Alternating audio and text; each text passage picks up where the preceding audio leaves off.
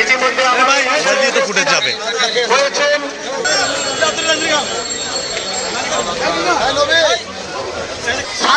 উপজেলা বিএনপির পক্ষ থেকে আজকে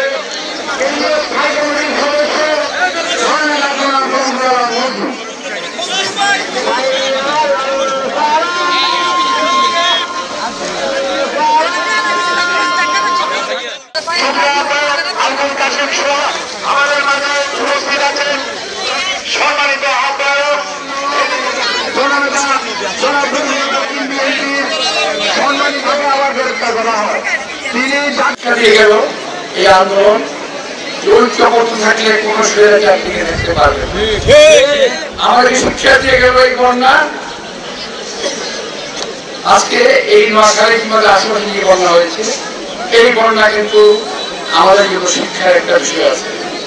এই বন্যায় সারা বাংলাদেশের মানুষকে ঐক্যবদ্ধ করেছে এবং সারা বাংলাদেশের মানুষ ঝাঁপিয়ে পড়েছে বন্যার্ত মানুষদেরকে রক্ষা করার জন্য। আমি খেয়াল করেছি সেই দক্ষিণ দিক চট্টগ্রাম থেকে যারা সম্মিলিতভাবে এই বন্যা যেভাবে মোকাবেলা করেছি করবো, আমরা সম্মিলিতভাবে ভারতীয় আধিপত্যবাদ মোকাবেলা করবো। একটা কথা, হাসিনা ছাড়া বাংলাদেশ, ভারত বিহীন বাংলাদেশ। হাসিনা মানে ভারত, সব দিয়েছিল। আর কয়েকটা দিন সময় পাইতো ভাই, আল্লাহ আমাদের গ্রহণ করেছেন। আল্লাহর কাছে অনেক কৃতজ্ঞ। পুরা বাংলাদেশ দিয়ে দিয়েছিল, আপনারা জানেন। বাংলাদেশের মধ্যে যে রেল লাগিয়েছিল 14টি রেল লাইন, ওদের পুলিশ আসতো, ওদের মিলিটারি আসতো। দক্ষিণের ডম্বুরের বাদ তুলে দিয়েছে, পানি এসে বাংলাদেশে। আমরাও বাকি মুসলমান হিসেবে বলতে চাই, বুকের জায়গাটা হলো এই বন্যাটা হলো মানব সৃষ্ট। হাসিনা নাই, আমি যশোরকে বললাম, জোসেফ আমি তোকে দুশোর খালাস, কিন্তু আমার 17 বছরকে ফিরিয়ে দেবে। ভাইরা, আমি আগে বলেছি বক্তব্য আসলে সুযোগ হয়, বক্তব্য আমি রাখবো। তো মূল্য একক প্রতিষ্ঠায় আপনার সঙ্গে নিয়ে জগদূরতা পাঠিয়ে দিচ্ছে। আমরা সাহায্য করার চেষ্টা করছি। আপনি জানেন আমি একটা ছোট্ট পথে জেল খেলেছে। এই যে আপনারা এখানে আছেন, জেল খেলেন নাই, মামলা নাই, এমন লোক কমই আছে।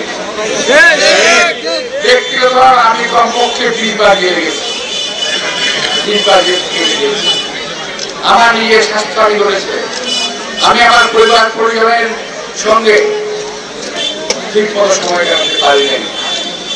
আমার পরিবারটা বিচ্ছিন্ন হয়ে গেছে। আমি আমার যাওয়ার কোন জায়গা নাই। এই দেশে আমার জন্ম, এই দেশে আমার মৃত্যু হবে। আমার কোন ঠিকানা নাই, বাংলাদেশ ছাড়া আমার কোন ঠিকানা নাই।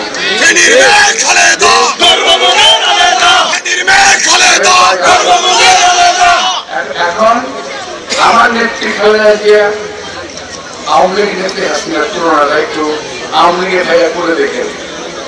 আপনাদের সবাইকে রেখে চলে গেছে। আমার নেত্রী এখনো জীবন বাজি রেখে আমাদের মাঝে আছেন। এই হলো আমার নেত্রী খালেদা জিয়া, এই হলো বিএনপি, এই হলো বিএনপি নেতা কর্মী। বিএনপি নেতা কর্মীরাও দেশ নেত্রী বেগম খালেদা জিয়াকে ফেলে চলে যায় নাই। অবস্থা নিয়ে বিগত মানুষের পাশে দাঁড়িয়েছি। আমার সঙ্গে যোগাযোগ হতো, আমি তার সঙ্গে যোগাযোগ করতাম। আমি আজকে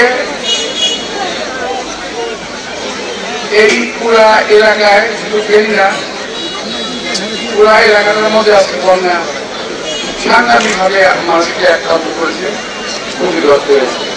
ভারত আরো অ্যাগ্রেসিভ যদি হয় তাহলে বাংলাদেশের মানুষকে কেটে পাথর পেতে হলেও ভারতের বিরুদ্ধে সমস্ত বাংলাদেশের জনগণ দল মত ধর্ম নির্বিশেষে ঐক্যবদ্ধ থাকতে হবে ইনশাআল্লাহ।